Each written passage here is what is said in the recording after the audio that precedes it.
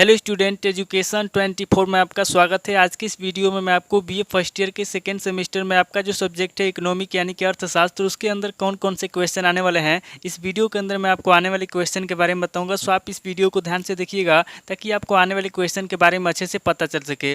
और जो भी स्टूडेंट बीए फर्स्ट ईयर के अंदर है, जिनका सेकेंड सेमेस्टर का एग्जाम चल रहा है या फिर सेकेंड सेमेस्टर का एग्जाम होने वाला है, वो लोग कमेंट करके जरूर बताएं कि नेक्स्ट क्वेश्चन पेपर उनको किस सब्जेक्ट के ऊपर चाहिए, ताकि आपके कमेंट के अनुसार मैं आपको क्वेश्चन पेपर दे सकूँ।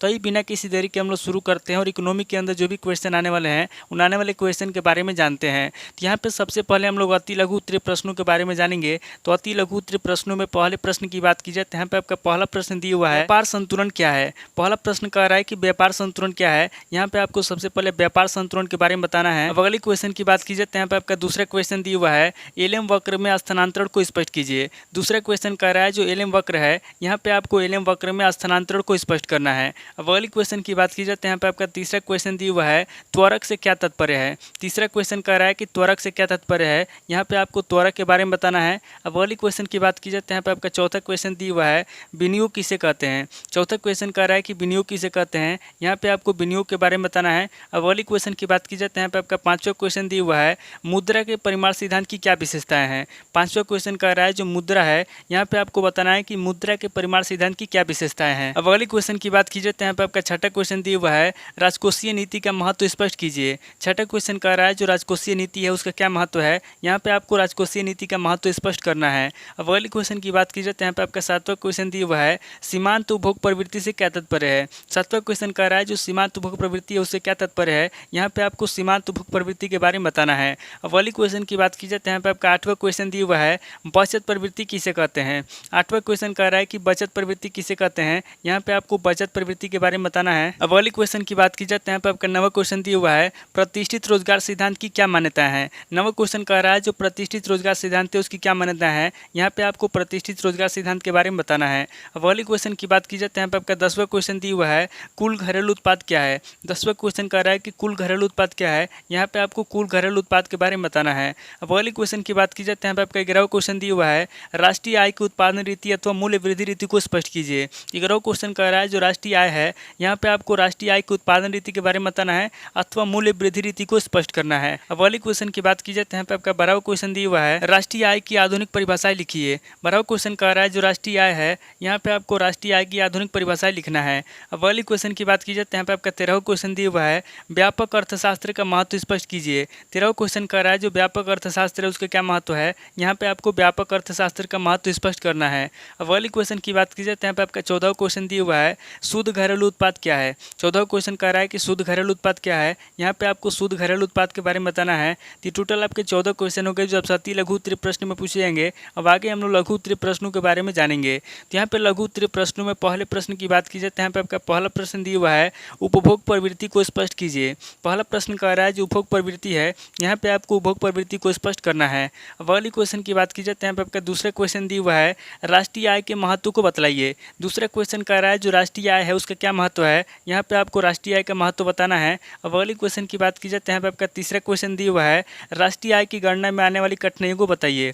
तीसरा क्वेश्चन कह रहा है जो राष्ट्रीय आय है, यहाँ पे आपको राष्ट्रीय आय की गणना में आने वाली कठिनाइयों को बताना है। अब अगले क्वेश्चन की बात की जाए तो यहाँ पे आपका चौथा क्वेश्चन दिया हुआ है, एक अर्ध विकसित अर्थव्यवस्था में गुणक की व्याख्या कीजिए। चौथा क्वेश्चन कह रहा है कि एक अर्ध विकसित अर्थव्यवस्था में गुणक की व्याख्या कीजिए, यहाँ पे आपको अर्ध विकसित अर्थव्यवस्था में गुणक की व्याख्या करना है। अब अगले क्वेश्चन की बात की जाए तो यहाँ पे आपका पांचवा क्वेश्चन दिया हुआ है, चक्रीय आय प्रवाहों का महत्व बताइए। पांचवा क्वेश्चन कह रहा है जो चक्रीय आय प्रवाह है उसका क्या महत्व है, यहाँ पे आपको चक्रीय आय प्रवाहों का महत्व बताना है। अब अगले क्वेश्चन की बात की जाए तो यहाँ पे आपका छठा क्वेश्चन दिया हुआ है, आईएस और एलएम मॉडल किसे कहते हैं। छठा क्वेश्चन कह रहा है कि आईएस और एलएम मॉडल किसे कहते हैं, यहाँ पे आपको आईएस एलएम मॉडल के बारे में बताना है।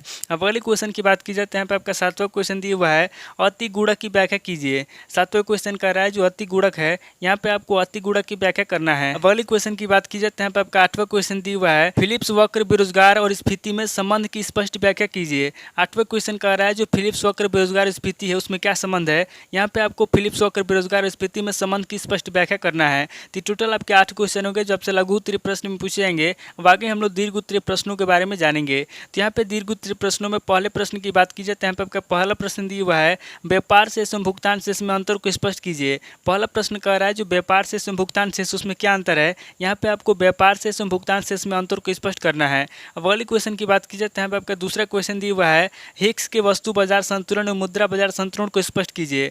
दूसरा क्वेश्चन कह रहा है जो हिग्स है, यहाँ पे आपको हिग्स के वस्तु बाजार संतुलन के बारे में बताना है और मुद्रा बाजार संतुलन को स्पष्ट करना है।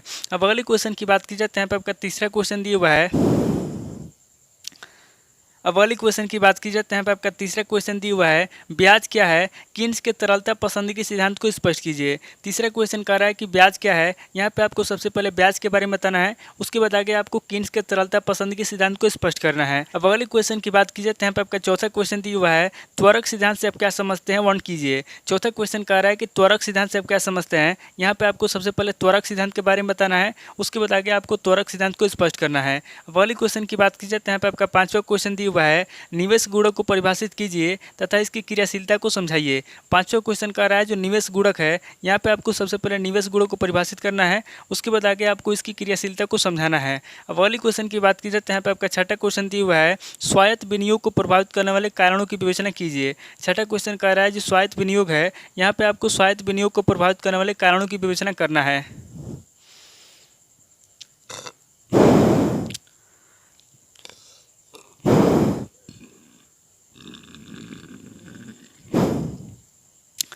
अब अगले क्वेश्चन की बात की जाए तो यहाँ पर आपका सातवां क्वेश्चन दिया हुआ है, शाख निर्माण क्या है, व्यापारिक बैंक किस प्रकार शाख का सृजन करते हैं, शाख निर्माण की महत्व एवं सीमाएं बतलाइए। सातवां क्वेश्चन कह रहा है कि शाख निर्माण क्या है, यहाँ पे आपको सबसे पहले शाख निर्माण के बारे में बताना है, उसके बाद आगे आपको व्यापारिक बैंक किस प्रकार शाख का सृजन करते हैं उसके बारे में बताना है, और शाख निर्माण के महत्व के बारे में बताना है, और शाख निर्माण के सीमाओं के बारे में बताना है।